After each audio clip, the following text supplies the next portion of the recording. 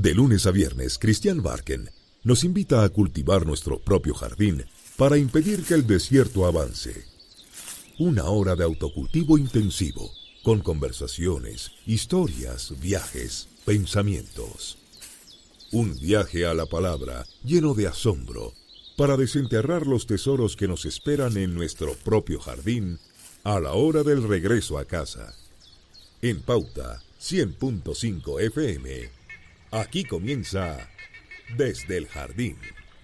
Una presentación de Volcán, líder en soluciones constructivas, innovadoras y sostenibles. Lo esencial de toda exploración será volver al propio jardín y ver las cosas por primera vez, decía T.S. Eliot.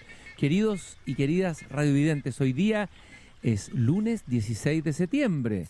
Siempre suelo citar cuando regreso a mi jardín, ya saben que voy caminando por un sendero de hojas que está en una pequeña callecita lateral que sale de una gran avenida del tráfico y la locura, pero ya la ciudad prácticamente está vaciada, se está preparando para celebrar el 18 de septiembre y siempre los lunes digo, el día lunes arde como el petróleo, como en el poema de Neruda, Walking Around.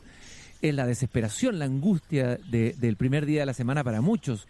Sin embargo, hoy día no puedo decir eso, porque sé que, y todos ustedes saben, queridos y queridas radiovidentes que me escuchan en Antofagasta, en Temuco, en Viña del Mar, en Valparaíso y en Santiago, que nos esperan días feriados, días de feria, días de júbilo, días para estar en el propio jardín.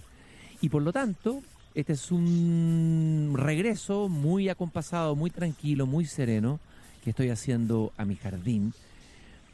Y la frase con la que siempre iniciamos el programa, lo esencial de toda exploración es volver al propio jardín y ver las cosas por primera vez, es muy aplicable para lo que yo quiero compartir con ustedes hoy día, en esta divagación que voy a tener aquí desde el jardín. Divagación 18era, podríamos decir, sin haber tomado una copa de vino tinto ni una chicha, nada todavía. Nada. Resulta que la pregunta es, ¿cuál es nuestro propio jardín? Y nuestro propio jardín puede ser nuestro jardín privado, pero ese jardín privado está dentro de un barrio y ese barrio está en una ciudad y esa ciudad está en un territorio mayor. ¿Dónde termina el límite de lo que es propio? ¿Cuál es nuestro jardín? Chile. Se celebra la fiesta nacional de un país llamado Chile. Y entonces habría que volver a Chile y, como dice Eliot, verlo por primera vez. Mirar con asombro esta construcción, dirán ustedes, si es una construcción, un Estado-nación que nace de una historia, muchos discuten todavía si Chile en realidad comienza con la República, con la independencia, y si no existía desde antes. Algunos hablan del Chile antes de Chile, el Chile de los pueblos originarios, pero de todas maneras, en torno a la palabra Chile se suscitan emociones, connotaciones, simbología, hay música, hay cueca, hay literatura, hay mucho paño que cortar en torno a esta palabra, Chile. Y justamente saqué de mi pequeña biblioteca que tengo en el jardín un libro muy, muy antiguo que me parece que fue reeditado, eso supe, editado por la mítica editorial Zigzag, la antigua editorial Zigzag, que se llama Autorretrato de Chile. Ya me encantó el título y la idea de hacer un autorretrato de Chile. Una de las actividades más típicas de todos los pintores y artistas es que se hagan autorretratos. El autorretrato de Rembrandt, el autorretrato de Picasso, el autorretrato de Van Gogh, ¿no es cierto? También un país debiera a lo mejor pintarse a sí mismo, detener el curso de los días, mirar con asombro lo que somos, mirarnos en el espejo y tratar de entender qué es esto que esconde la palabra Chile. Este libro fue editado hace mucho tiempo. Aquí tengo el timbre de la librería donde fue comprado.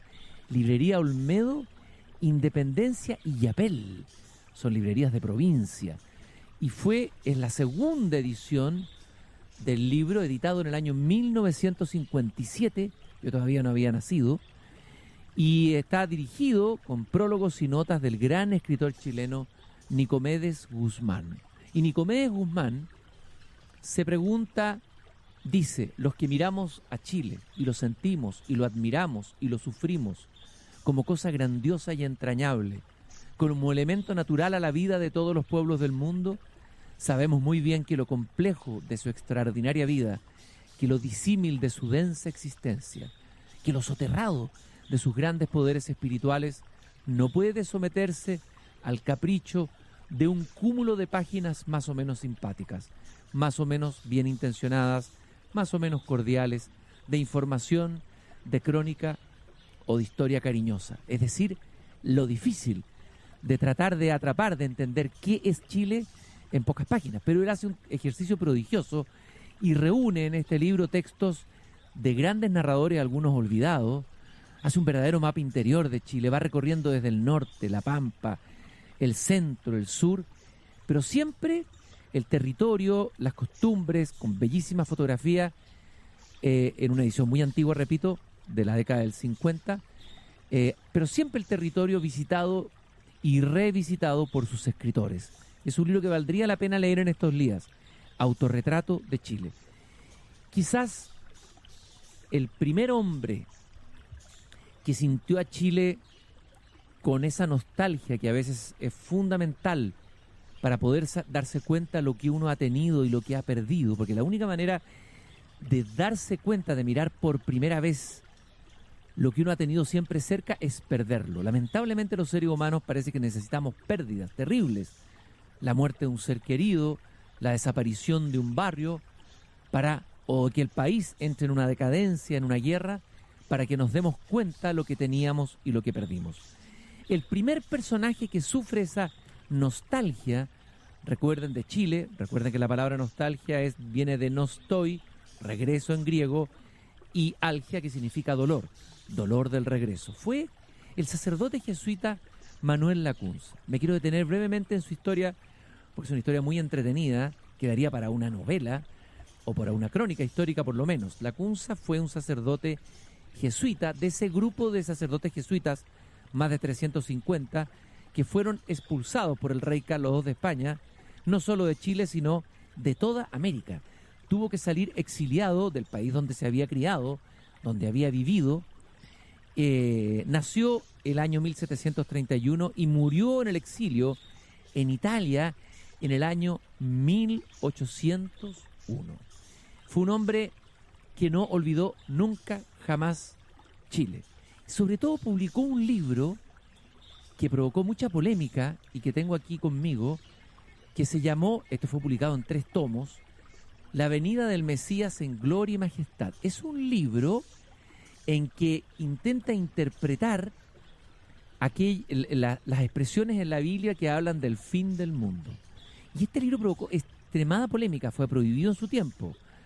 ¿Y cuál es la locura de este libro? La locura de este libro es que él tomó la expresión fin del siglo presente, eso se dice en la Biblia, y lo entendió no como el fin del mundo, sino que en realidad como la consumación de la historia, y él pensaba que Jesús, como el Mesías en el pueblo judío, iba a volver en gloria y majestad a reinar sobre la tierra, y que por lo tanto venía una época de justicia y de paz para el ser humano. Es interesante, en el tiempo que estamos ahora, donde abundan las profecías mileranistas y apocalípticas, por ejemplo, debido al tema del cambio climático, la primera amenaza verdaderamente grave y real sobre la posible existencia y sobrevivencia del mundo, es volver a leer este libro escrito por este jesuita chileno, exiliado, el primer tal vez exiliado de Chile, en donde de alguna manera él dice que la señal de los tiempos, de que va a venir el reinado de Jesús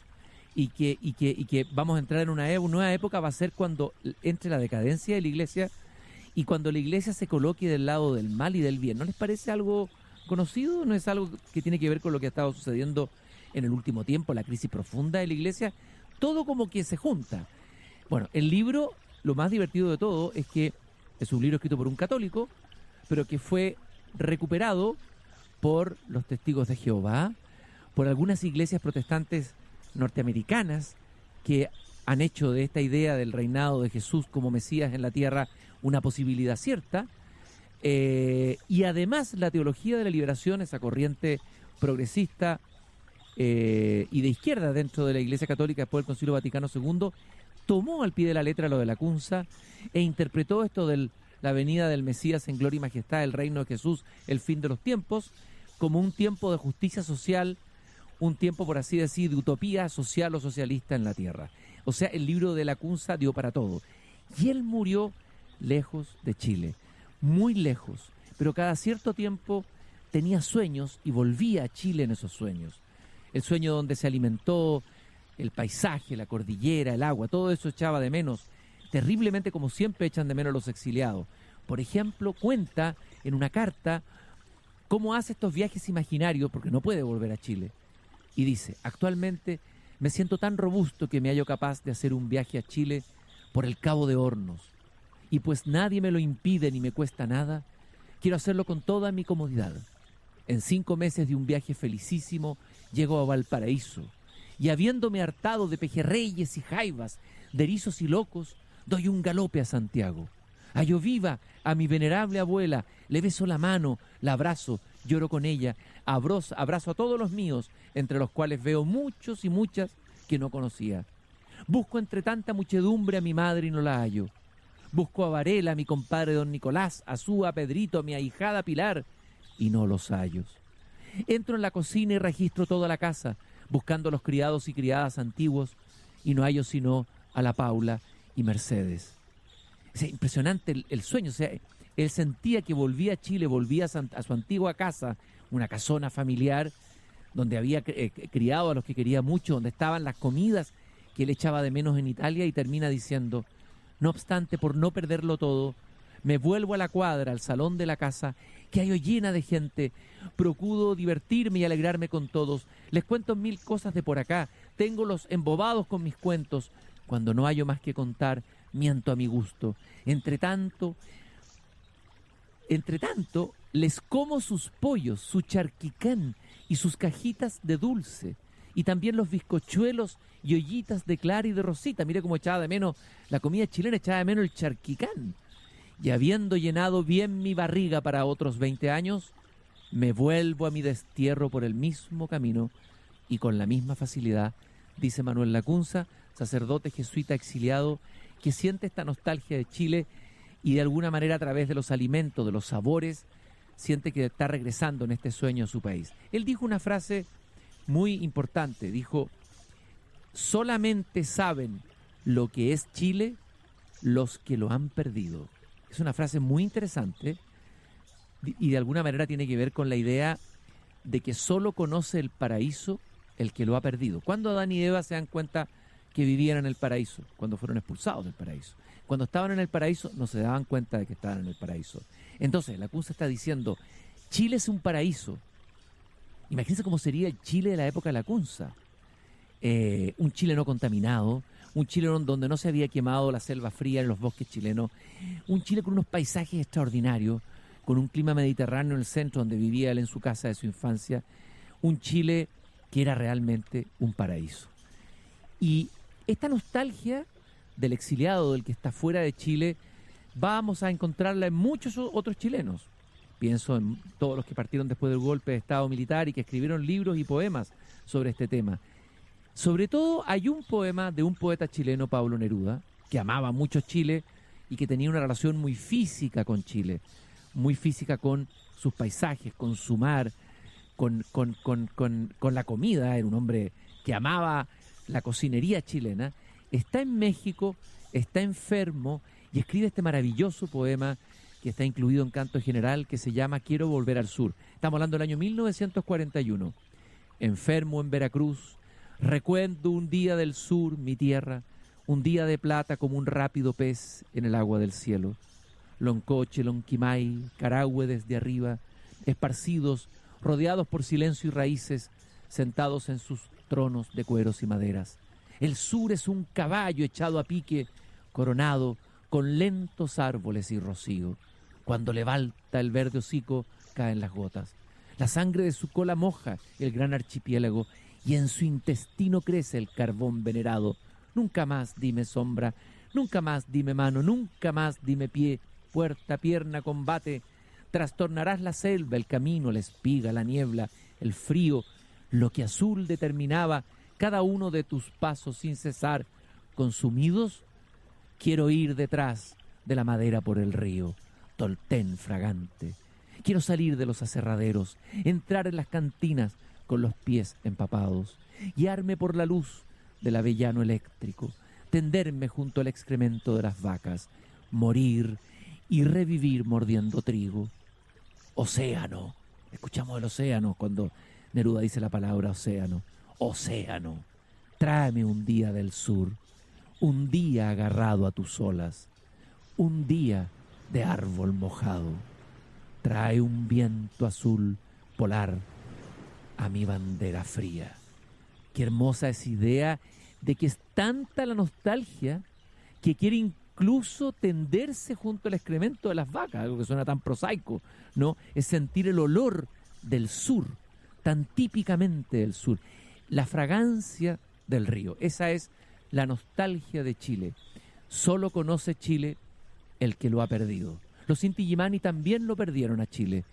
Y en este tema que vamos a escuchar en mi tocadisco ochentero, en el pick-up que tengo en mi jardín, Vuelvo, sentimos esa emoción ya no del que está afuera, sino del que regresa a reencontrarse con el paraíso de Chile. Chile, fértil provincia y señalada, de la región antártica famosa, de remotas naciones respetada por fuerte principal y poderosa. La gente que produce es tan granada, tan soberbia, gallarda y belicosa, que no ha sido por rey jamás regida, ni a extranjero dominio sometida.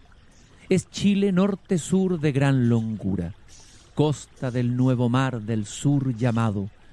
Tendrá del este al oeste de angostura 100 millas, por lo más ancho tomado. Bajo del polo antártico en altura de 27 grados, prolongando hasta do el mar océano y chileno, mezclan sus aguas por angosto seno, dice Alonso de Ercilla y Zúñiga en La Araucana. Chile comienza con un poema, con una conquista, un descubrimiento que no dejó de tener violencia. Tal vez habría que colocar esa violencia en un contexto, no minimizándola, comparándola, por ejemplo, con la violencia devastadora de la colonización de América del Norte. Pero impresionante que un poeta guerrero se haya venido a Chile. Dicen que se vino por una pena de amor, Alonso de Ercilla, arrancó al confín de la tierra, ¿sí? Y que escribió este poema, que es un poema como de despecho, pero donde se encuentra con una suerte también de mitología, de paraíso. Hay algo en Chile, no tenía el oro la riqueza que tenía, por ejemplo, Perú, que llegó a ser virreinato, nosotros solo llegamos a ser capitanía. No tenía esa riqueza, no era tan evidente ni tan fácil conquistar ese oro, y se encontró el conquistador con la resistencia de un pueblo peleador, un pueblo que resistió, que le hizo realmente la guerra a los conquistadores, y sin embargo, algo en el paisaje chileno, algo en la temperatura, en el clima, produjo esa fascinación que conquistó a Ercilla, y también a Pedro de Valdivia. A Pedro de Valdivia, que recuérdese que termina de una manera muy violenta, le arrancan el corazón. Los mapuches cuando lo cuenta la leyenda, obviamente, ¿no? Cuando le logran hacer una encerrona. O sea, murió con el corazón, dicen que comido por sus enemigos. Y él le manda cartas al Carlos Rey V, como gobernador de Chile, le manda cartas para tratar de explicarle y contarle las peripecias que está viviendo. Pasaron pellejerías estos españoles que llegaron, hay que decirlo, estos conquistadores torvos, como diría Neruda. Y hay una carta que Pedro de Valdivia le manda al gobernador de Chile y que ustedes pueden ver en una piedra que está en el Cerro Santa Lucía, una carta fechada el 4 de septiembre de 1545 que muestra cómo Pedro de Valdivia intenta convencer, ahí la está escribiendo, estamos escuchando el sonido de la pluma en el papel, qué lindo como suena, intenta convencer al rey que aquí hay mucha riqueza y que a pesar de las dificultades, de alguna manera vale la pena hacer la conquista de Chile.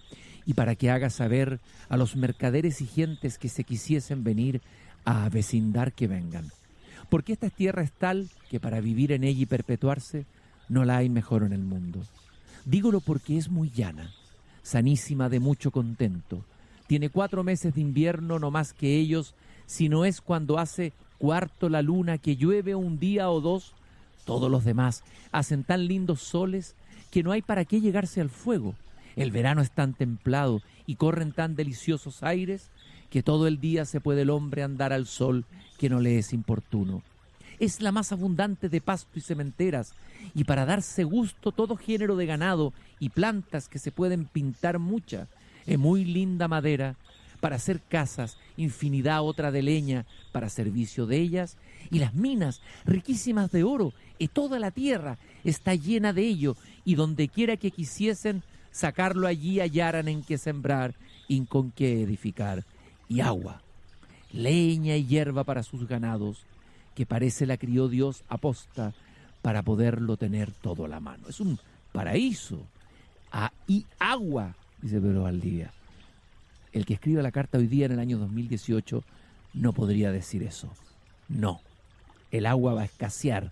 Está escaseando, lamentablemente, es el gran desafío de Chile en los próximos años, pero esta es la carta con que Pedro de Valdivia intenta meter en la locura, en el amor que despertó Chile en los que llegaron hasta acá. Los rotos los llamaban.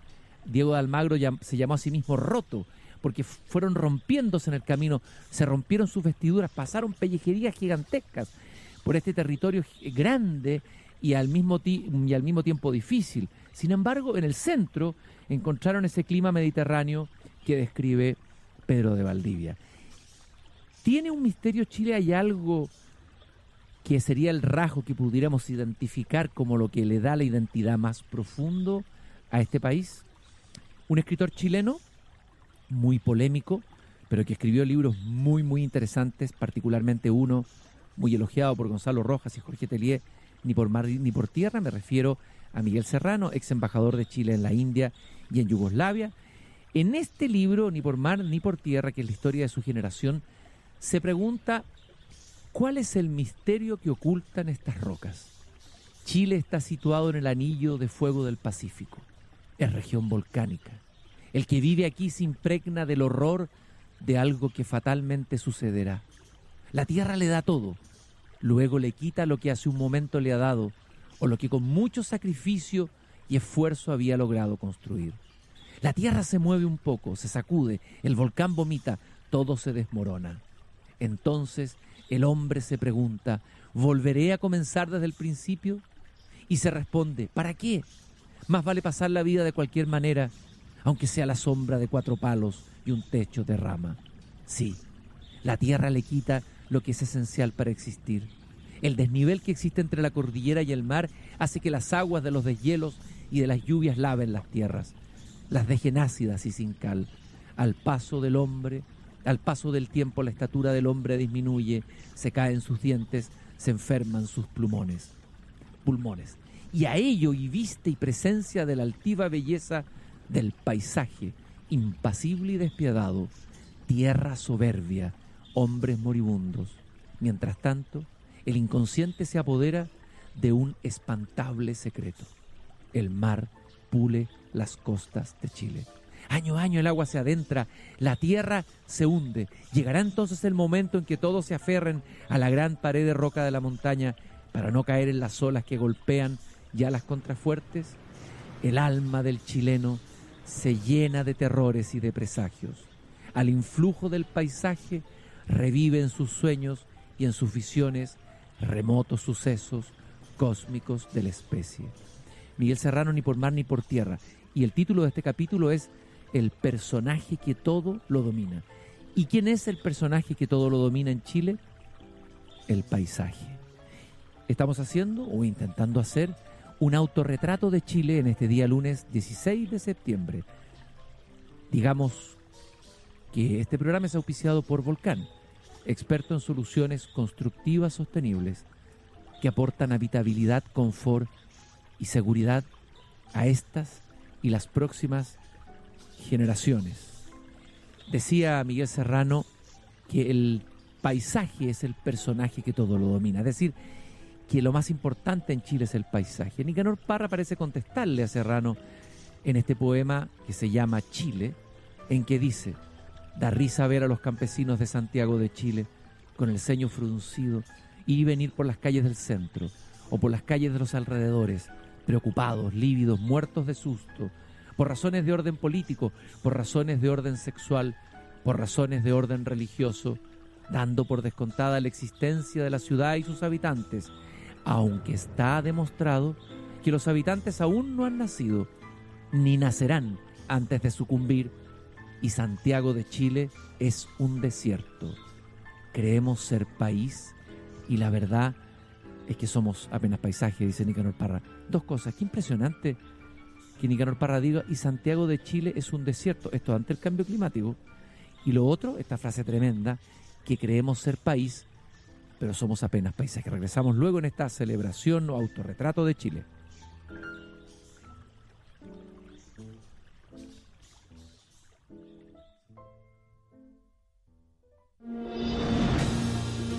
De lunes a viernes, entre las 8:30 y 9:30 de la mañana, revisa los temas que están marcando los negocios en Chile y el mundo.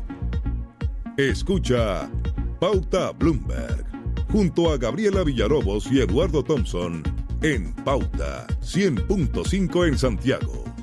Y en todo Chile, en pauta.cl.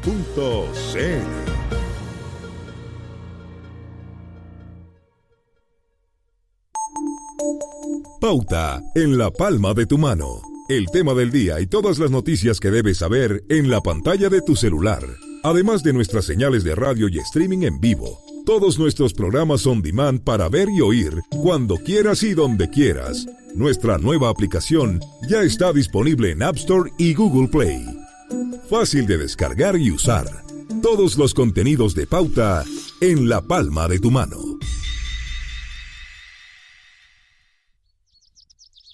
Seguimos conversando desde el jardín con Cristian Barken en Pauta 100.5. Una presentación de Volcán, líder en soluciones constructivas, innovadoras y sostenibles. Chile no ha sido todavía descubierto. ¿Y por qué no ha sido descubierto? Porque todavía no hemos explorado todos los sentidos, y con todos los sentidos las distintas e infinitas posibilidades que tiene un territorio, una cultura como Chile. Y uno de los elementos muy importantes de la cultura, acuérdense que viene la palabra cultivo, son evidentemente las comidas. Alguien ha dicho que uno es lo que come. Cada país, cada cultura es lo que come. Una manera de poder entender a los chinos es comiendo la comida china. A los japoneses comiendo la comida japonesa. A los peruanos que han logrado acendrar su identidad a través de la comida e internacionalizar la marca Perú, la identidad Perú a través de la comida, hay que conocerlos cuando uno se come un ceviche, un ají de gallina, etc. Y nosotros los chilenos tenemos una relación curiosa. Tuvimos una comida muy propia, la comida que nos hacían nuestras abuelas o nuestras madres, depende de la generación, y rápidamente esto fue arrasado por la comida express, la comida chatarra y ahora la comida Uber, ¿no?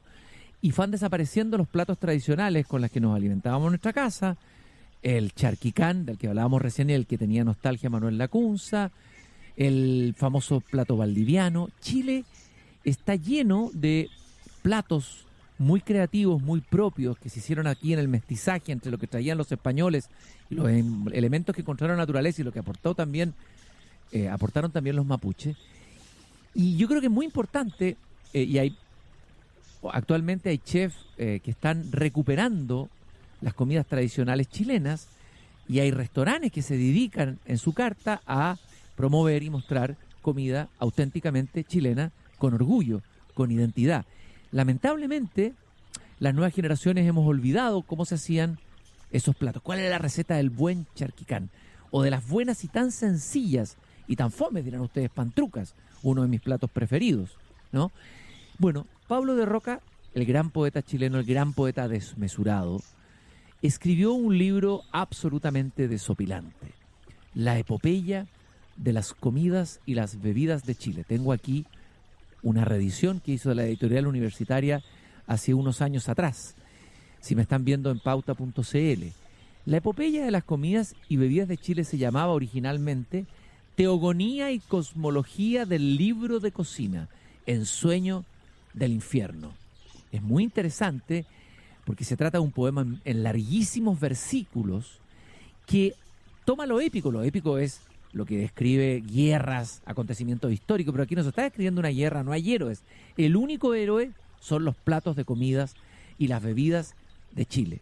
Fidel Sepúlveda, comentando este poema, dijo que se trata de una poesía donde Dionisos sentó sus reales y conjuró todo lo incitante, evocador y hedonista. Aquí verdaderamente Pablo de Roca se sale de madre y se manda a capela un poemazo exagerado, exacerbado, donde de alguna manera va sacralizando las comidas que se comen en los campos, se comían en los campos chilenos, los platos tradicionales, las suculentas cazuelas. Escuchémoslo. Hermoso como vacuno joven es el canto de las ranas guisadas de entre perdices.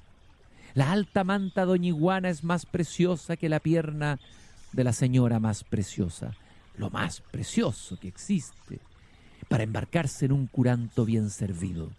El camarón del Huasco es rico, choreando vino y sentimiento, como el chorro de miel que se cosecha entre mujeres, entre cochayullos de Oceánica, entre laureles y vihuelas de Talcahuano, por el jugo de limón otoñal de los siglos, o como la olorosa empanada colchagüina, que agranda de caldo la garganta y clama de horno, floreciendo los rodeos, flor de durazno. Uy, sentí la empanada aquí cerca en la boca.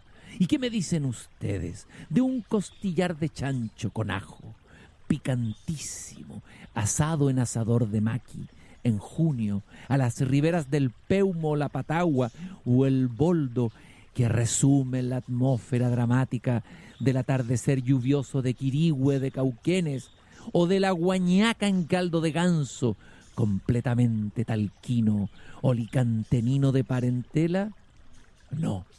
La codorniz asada a la parrilla se come, lo mismo que se oye el martirio en las laderas aconcagüinas y la lisa frita en el Maule, en que el pejerrey salta la paila sagrada de gozo. Y sigue, y sigue, y sigue, y sigue. Oye, y aparece esa lisa frita en el Maule, quiero comerme. Ese pejerrey también quiero volver a comérmelo.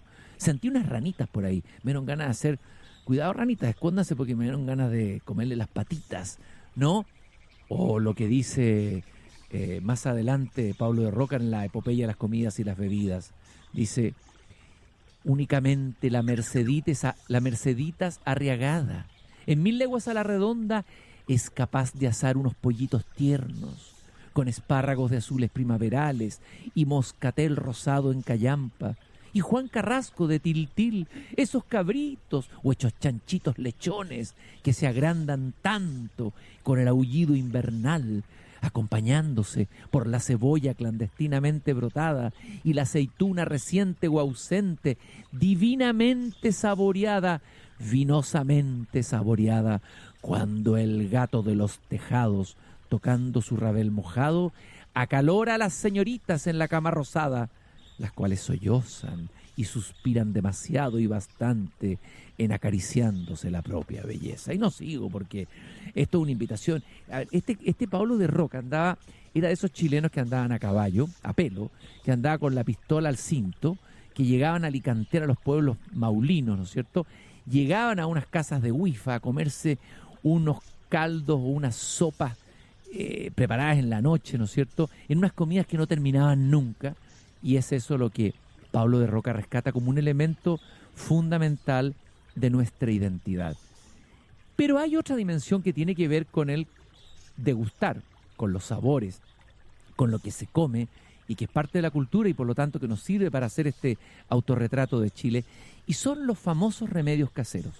Si hay algo que nos ha caracterizado a los chilenos, y esto viene de los mapuches que conocían y conocen mucho las hierbas medicinales, tenían todo tipo de remedios y están todos los remedios en la naturaleza, son los famosos remedios caseros. Muchos de nosotros cuando niños se nos dieron estos remedios, cuando no había esta sobreabundancia de farmacias que hoy se ven en todas las ciudades de Chile y había que recurrir a lo que uno tenía a mano. Ahí ustedes están mirando en pauta.cl plantas, un quillay, por ejemplo, pero tengo aquí a mi izquierda un maqui. Si la cámara infiltrada en mi programa lo puede mostrar, muestren ese maqui. Este es fantástico para la diabetes, ¿no? Bueno, el poeta Raúl Rivero escribió un poema precioso. Raúl Rivera, poeta chileno, todavía vivo, vive en San Felipe de los Andes, le mandamos un abrazo muy grande desde el jardín. Y escribió y transformó las recetas de remedios caseros chilenos en un poema.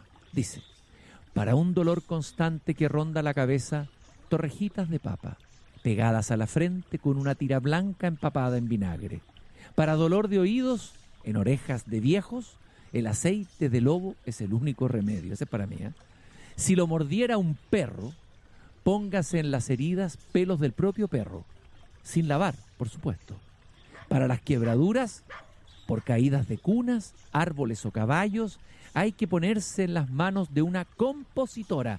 La compositora es la que componía como una especie como de enfermera o doctora popular, que componía los huesos. Compositora, qué bonita esa expresión.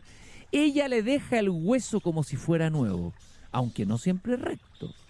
Para los trasnochados, valdiviano con ajo y cebollas al hilo, o un caldo de cabeza con 2 tragos de vino. Para casos de angustia, anoten, toronjil con limón, con azúcar quemada, bebida al acostarse, dicen que es lo mejor. Y para los empachos de niñitos de pecho, búsquese una curiosa que mejora al enfermo tirándole del último huesito de la cola con el mayor misterio. Para un aire en los ojos, un pucho de cigarro pegado con saliva debajito del párpado. Para mover el vientre de cosa detenida con agua jabonosa, sal y gotas de aceite, hágase lavativas. Para las parturientas, agua de limpia plata que adelgaza la sangre. Se toma en la mañana. Y para estar tranquilo cuando suene su hora, pague su misa en vida, que es propio de parientes la pésima memoria. Del poema Remedios Caseros de Raúl Rivera. Qué bueneta, si uno se está muriendo tiene que comprar la misa antes, porque los parientes cuando uno se está muriendo ya están repartiéndose con lo que quieran. Es cosa de parientes la pésima memoria. Nuestra gran Violeta Parra entendió perfectamente que la riqueza, una parte de la riqueza de nuestra identidad, estaba justamente en los remedios caseros y en las plantas que están en nuestro propio jardín, en las hierbas medicinales. Y escribió esta canción poema que de alguna manera invita a enfrentar el dolor de la pérdida, el duelo, la pena por una pena de amor, por ejemplo, acercándose al propio jardín de Chile. Obviamente que tenemos que volver a los símbolos patrios que de alguna manera se han convertido en los que debieran sintetizar lo que somos. Yo colocaría el chucao, por ejemplo, en el escudo nacional. De todas maneras, mi chucao, yo te colocaría en el escudo nacional. Tú eres un pájaro misterioso, emblemático del sur de Chile, que vive en el sotobosque. ¿Por qué no tienes derecho a estar en el escudo como el cóndor o el huemul? ¿Por qué el cóndor y el huemul? En un artículo de Gabriela Mistral, que está incluido en este precioso libro que es Recados contando a Chile, Gabriela Mistral se pregunta por qué el cóndor y por qué el huemul. Y de alguna manera ella toma partido en el escudo por el huemul. Prefiere al huemul que el cóndor. ¿Y por qué?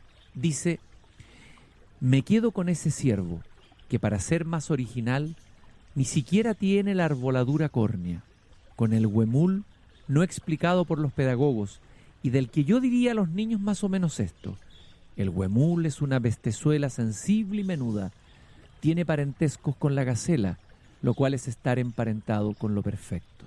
Su fuerza está en su agilidad, lo defiende la finura de sus sentidos, el oído delicado, el ojo de agua atenta, el olfato agudo. Él, como los ciervos, se salva a menudo sin combate, con la inteligencia que se le vuelve un poder inefable. Delgado y palpitante su hocico, la mirada verdosa de recoger el bosque circundante, el cuello del dibujo más puro, los costados movidos de aliento, la pezuña dura como de plata.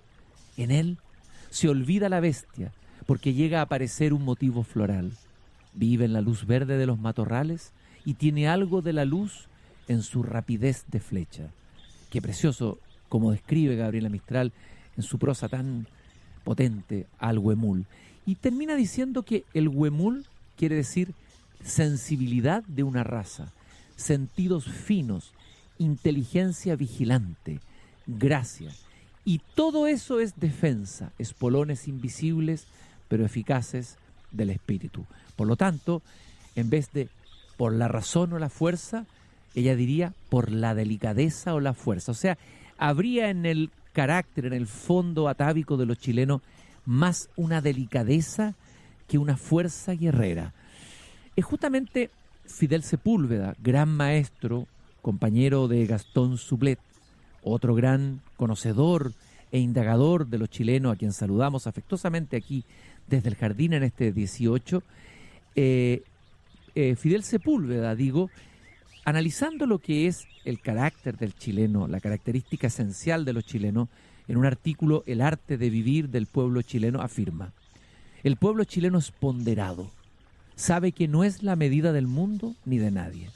Nuestra historia colonial y republicana está bajo la marca de la pobreza, de la honestidad, de la mesura, de concordar el ser y el tener. Esta forma parte de nuestro arte de vivir todo, o casi todo tiene el signo de la moderación. Somos un país de rincones. Esto nos introyecta una dosis significativa de autocrítica que morigera la aventura y a veces desalienta los sueños y utopías. Qué párrafo tan lúcido sobre el carácter del pueblo chileno. El pueblo chileno es ponderado. Lo segundo, medido. No hay desmesura. Tercero, hay una concordancia entre el ser y el tener. Y aquí estamos en un problema. Está hablando probablemente del Chile tradicional, el Chile campesino. Pero habría que preguntarse si hoy no estará separado ese ser y el tener, y no estará gobernando nuestra manera de ser más el tener que el ser. Porque para Fidel Sepúlveda forma parte de nuestro arte de vivir el signo de la moderación, de vivir con poco. Tenemos la característica de haber sido un país austero. De pronto entramos rápidamente en el desarrollo. Muchos dicen que nos convertimos en los nuevos ricos, the new rich de la región, y perdimos esa austeridad y esa concordancia entre el ser y el tener. ¿Será pura nostalgia o hay algo profundo y verdadero en lo que dice Fidel Sepúlveda? Si yo pienso en lo más grande que hemos hecho, en el arte más potente, si pienso en los telares de Violeta Parra, que tengo aquí ante mi vista, si pienso en su poesía, si pienso en las décimas, le encuentro toda la razón a Fidel Sepúlveda. Es en la pobreza, en la austeridad, en lo mínimo, donde tal vez se revela lo mejor de lo que somos. Pero cuando tratamos de ser lo que no somos, se pierde algo de eso que está hablando Fidel Sepúlveda. Uno de los elementos que Fidel Sepúlveda rescata muy fuertemente en la identidad chilena es el canto a lo poeta, como un ejemplo de esa austeridad. El canto a lo poeta, el canto a lo divino y el canto al humano, que ha florecido tan potentemente en el centro de nuestro campo chileno. Y es ahí, en ese arte de hacer una décima, de improvisar, de crear payas, solamente con un guitarrón y con la palabra, en donde está tal vez concentrado lo mejor de la quinta esencia de ese Chile donde concuerda, según Sepúlveda, el ser y el tener. Por eso que quiero escuchar con ustedes hoy día, que nace de una improvisación pura de verdad y no de un tongo, muestra esa pericia extraordinaria que está en el alma popular de sintetizar a través de la palabra, del humor, del ingenio, todas las preguntas que nos hacemos, de todo tipo, preguntas sobre la vida, sobre la muerte, pero también preguntas a veces específicas como la cola del chancho.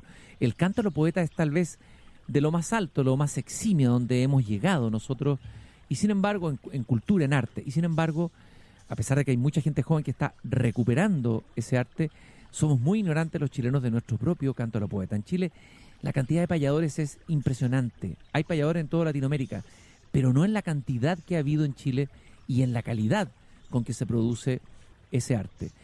Y claramente lo que se ha dado, lo que ha florecido con más, lo que ha tenido más raíces y lo que ha dado los mejores frutos en Chile, curiosamente, es la palabra. Y particularmente la palabra poética. Lo hemos dicho tantas veces. ¿Por qué se da la poesía tan bien en Chile? ¿Qué hay? ¿Tiene que ver con que somos más paisaje que país? ¿Tiene que ver con el fermento mapuche que anda por ahí dando vuelta en el inconsciente y en el aire? ¿O el cruce de lo mapuche con lo español? ¿Qué pasa que la poesía se da tan bien como el vino en Chile? Por eso quiero cerrar y terminar este recorrido a través de la pregunta ¿qué es Chile? Tratando de descubrir un Chile todavía no descubierto, con dos poetas. Primero con Efraín Barquero, un poeta maulino, que escribe una poesía muy apegada a la tierra y a la ritualidad de las cosas reales. Hoy día que vivimos en un mundo donde nos hemos ido alejando de las cosas reales, donde vamos a empezar a tener nostalgia de la realidad, de lo que es un horno de barro donde se hace el pan, de lo que es una mesa de madera donde comemos todos juntos y conversamos, de lo que es un fogón. Bueno, es importante volver a leer a estos poetas que nos devuelven ese mundo que existió y que puede existir todavía si nosotros volvemos a cultivarlo. En un poema precioso que se llama Granero, Efraín Barquero nos entrega olores, sensaciones que tienen que ver con algo muy, muy, muy chileno. Quiero dormir en el granero de vigas añosas y paredes de barro. Que estén cerca de mí las herramientas que conocen la tierra. Que duerman junto a mí las trenzas del verano, llenas de ajos y cebollas. Que el pasto seco y la leña cortada me despierten con su aliento en la noche. Quiero dormir sobre la piel de un puma muerto por un antepasado. Quiero dormir sobresaltado por sombras y miradas antiguas. Que mis perros me despierten ante cada fruto que caiga. Que el oído profundo de mi caballo, echado junto a mí, me lleve por todos los caminos como a un jinete dormido. Que los nudos de la madera me atisben en la sombra. Que las frutas puestas a secar me toquen entre sueños. Que aniden sobre mí las lechuzas centenarias y sus ojos sean la única lámpara encendida para escudriñar en las tinieblas. Quiero acechar los cambios en la noche, no con miedo a la muerte, pero sí con asombro doloroso ante lo que brota misteriosamente o se transforma de súbito o cambia de lugar en el otoño, como los frutos y los árboles que después de cortados siguen madurando y respirando en el granero.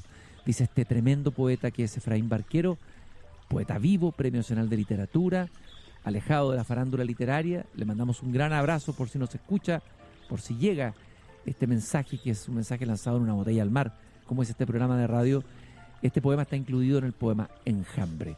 Decirles que este programa, desde el jardín, es posible gracias al auspicio de Volcán, experto en soluciones constructivas sostenibles que aportan habitabilidad, confort y seguridad a estas y las próximas generaciones. Les deseo a todos unas felices fiestas patrias. Ojalá que en medio de la tomatera y el asaderío vuelvan también a preocuparse no solo de escuchar reggaetón, sino de poner una buena cueca chora. Vuelvan, desconéctense un poco de las redes sociales y hagan comida auténticamente chilena como las que hemos leído en los recetarios de los poetas respectivos. Recuerden que tenemos también raíces, que tenemos identidad, que tenemos algo propio que parece pobre pero que es más rico de lo que pensamos y que hay que volver siempre al propio Jardín Chile y mirarlo por primera vez, porque solo conoce Chile el que lo ha perdido.